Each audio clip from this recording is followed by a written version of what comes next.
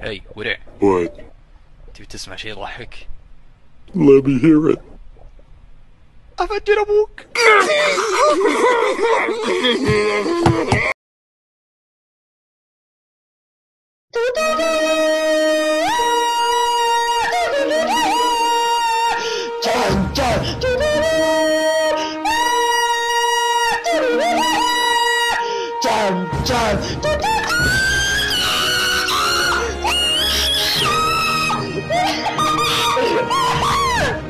كونيتشوا من الصان هوروا السلام عليكم ورحمة الله وبركاته. كيف حالكم جميعا؟ ان شاء الله بخير وصحة وسلامة. قبل ندخل على بداية المقطع قبل نقول القصة، هذه اللقطات الجاية من حساب جيفارا، راح احط لكم الحساب على الشاشة الآن. طيب نخش على القصة. السلام عليكم، أنا أحمد، عمري 13 سنة. كنت عايش مع أبويا وأمي.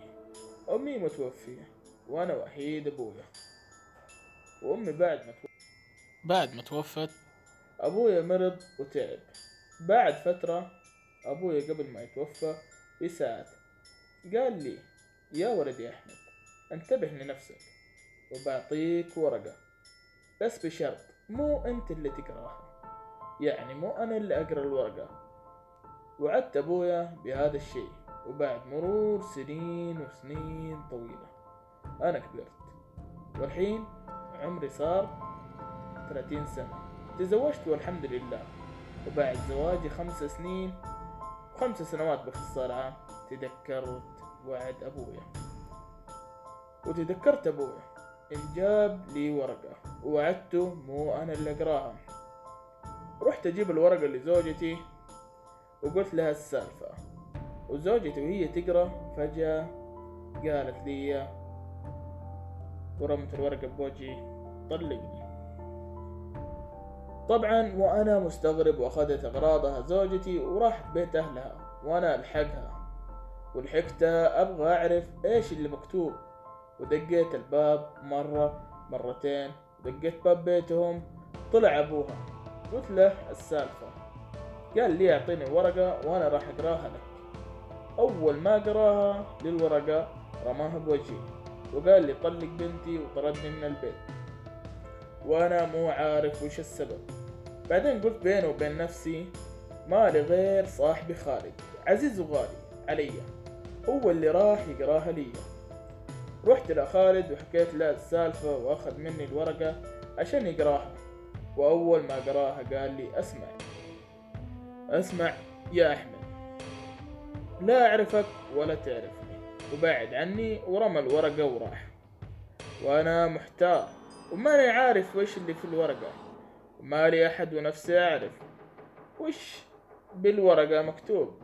قررت أخذ قارب وأروح لين نص البحر وأقراها للورقة، وإذا طلع في شي خطير راح أنط وانتحر. ورحت لين نص البحر، وأول ما فتحت الورقة هنا لحظات تأمل، لحظات صمت، لحظات ما كنت أتوقعها.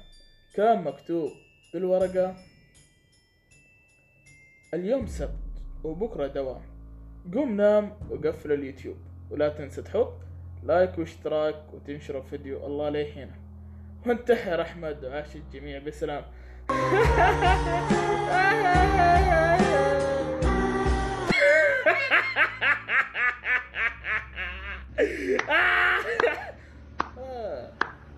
مين هذا اللي رسل لي القصة؟ فين هذا؟ ولا هنا نهاية القصة.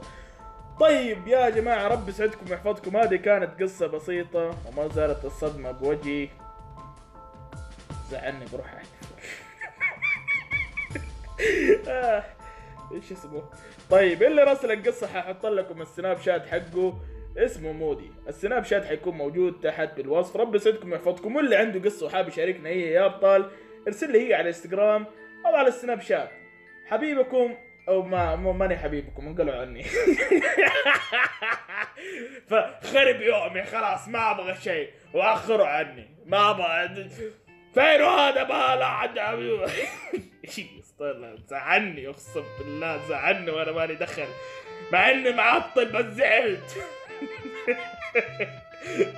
والله ما توقعت كذا. طب كيف؟ والله تعبت على المونتاج ما يصير.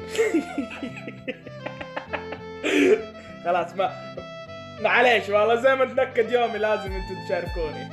يلا حبايب قلبي، نخليكم معي فيديو بسيط. السلام عليكم.